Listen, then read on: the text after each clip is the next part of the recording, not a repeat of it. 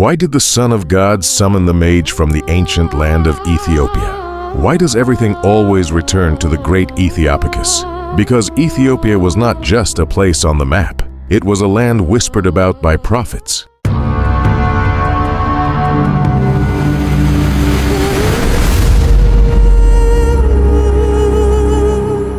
How many of you know the first African? Not only African, he was an Ethiopian. A man whose footsteps crossed deserts, kingdoms, and the boundaries of ancient civilizations. A man woven into scripture, prophecy, and legend.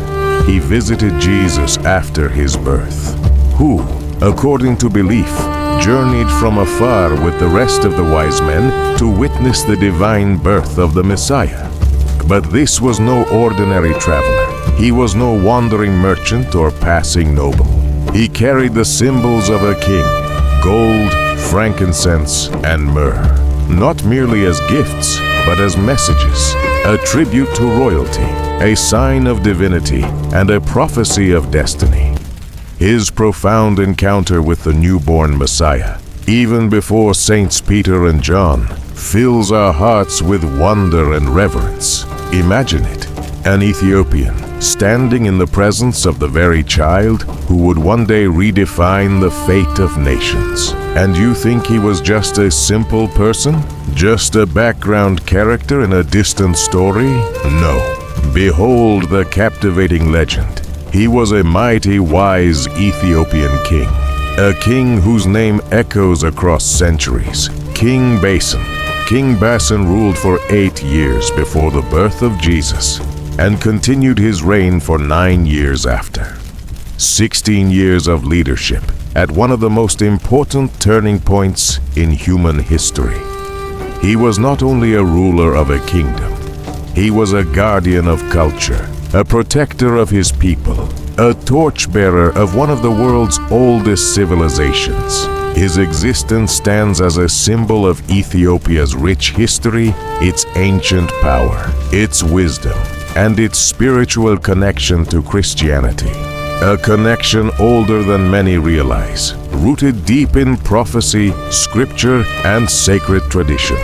His presence in this sacred tale reminds us of Ethiopia's profound contributions to the world's cultural and religious heritage. Long before kingdoms rose and empires fell, Ethiopia stood, a land respected, a land blessed, a land chosen. A kingdom that sent a king to honor another king.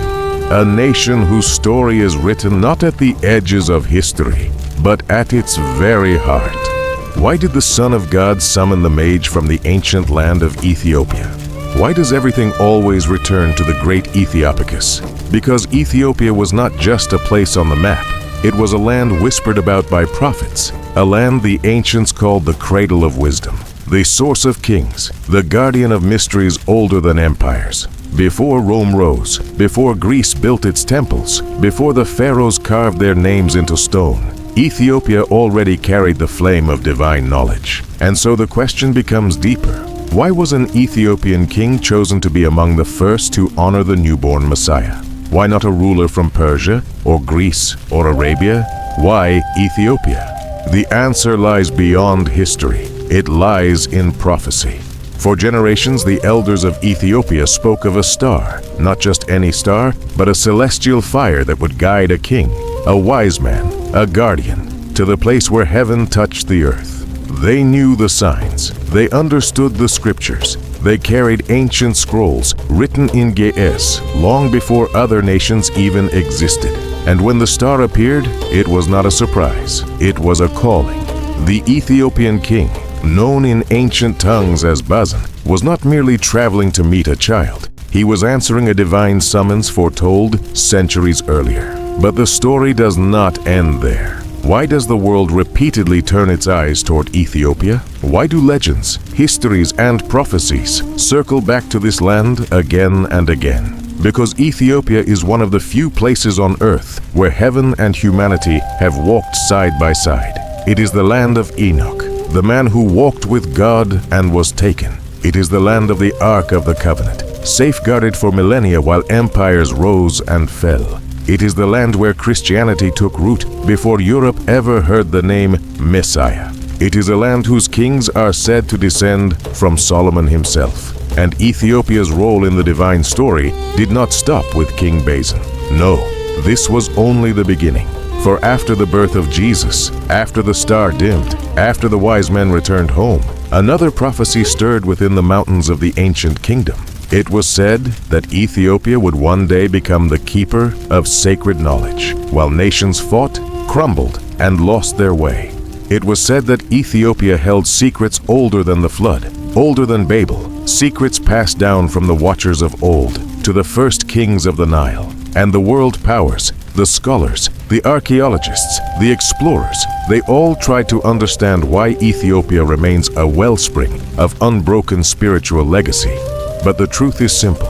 Ethiopia was chosen, a land woven into the fabric of both heaven and earth, a land whose people carried ancient light, while the rest of the world sat in darkness. This is why the Son of God summoned a mage from Ethiopia.